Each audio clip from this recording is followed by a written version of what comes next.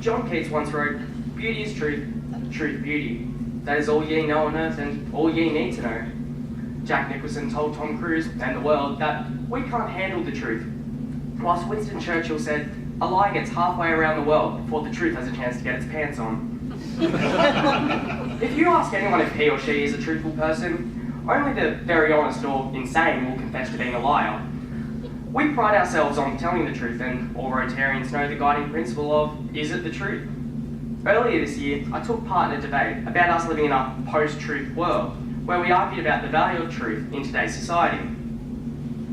Arguing for the affirmative, we reaffirmed the basic belief that the truth did still matter. However, it was one of the opposition's arguments that really stuck with me. They said, and I'm paraphrasing here, the truth is subjective to the individual. Now this led to the debate tumbling out of control, because we can no longer really verify things as the truth. The only truth we know is what we know ourselves. So this got me thinking, is there such a thing as an irrefutable truth? Well, I mean, the truth is I'm standing right here. We know this because we can see it and we are witnessing it. But how would you go about proving something you did not witness? Let's use something as simple as my birthday. I was told I'm born on the 27th of February 2000. It's what my birth certificate says, but I personally don't have any recollection of my birth, therefore I am trusting my parents. They could have told me I was born on the 26th and I wouldn't have known any better. I could tell someone my birthday and they could say, "How do you know?" And I'd say, "It's on my birth certificate." And they could say, "How do you know that's the truth?" And the truth is, as silly as it may seem, I wouldn't, and I don't. Well, what about maths? Can we refute maths? Well, I mean, if we get a maths question like 1 + 1 = 2, we solve it using maths. So does that make it the truth by default, or is that just cheating? What about history? Can we refute history? We all have probably heard the saying, history is written by the victor, but how true is this statement? Well, in today's society, this certainly isn't the case, given the fact that most of the population has access to the internet, and therefore both sides of every argument.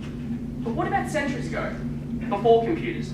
Was history still written by the victor then? Well, an example of history being written by the losers takes us back to 1453, during the fall of Constantinople. After this momentous event, many Greek scholars emigrated to the West, bringing with them extremely biased accounts of Ottoman brutality. This vilification of the Ottomans served as propaganda material for centuries to come. From this, I think we can take away that whilst history isn't always written by the victor, it is often biased, and therefore not completely the truth. Returning to the debate topic, it also raised another interesting question. Are we indeed living in a post-truth world? This was one aspect of the argument that both sides agreed upon, and in retrospect, I still do agree. I believe the truth has lost value in today's society, and we've regressed to a point where we are punished for telling the truth.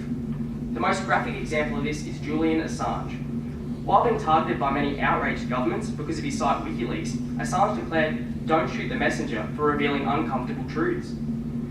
Assange isn't the only example of this. Look at Edward Snowden, currently seeking asylum in Russia because he revealed the US government was spying on its citizens. The hacktivist group Anonymous, constantly under scrutiny, again for the crime of telling the truth. I believe it is indisputable that in today's society, the truth has been significantly devalued. So, why is the truth important? We all tell little white lies and the world doesn't stop. There are probably many husbands out there who haven't been transparently honest when their wives ask that age-old question, "Does my bum look big in this?" And there are probably a similar amount of wives who have said something along the lines of, "You're not balding, dear, that's just a bad angle." These may be minor infractions on the sanctity of truth, but without an overriding belief in the truth's value, we devalue the written and spoken word. We lose sincerity, we lose authenticity, we lose purpose. From the dawn of humanity, we have strived to answer life's big questions. Why are we here? How are we here? Is there other life out there? Without the truth, the answer to any of these questions become, well, pointless. The truth drives us as a species to discover, learn, investigate, cooperate, and ask these questions. That's why it is so important that we work together to ensure that the already blurred line between truth and fiction isn't distorted any further, and is returned to perfect clarity so we can return to investigating life's big questions. I began by telling you that beauty is truth, So I shall finish with another quote about the truth, this time from the Bible. The truth will set you free.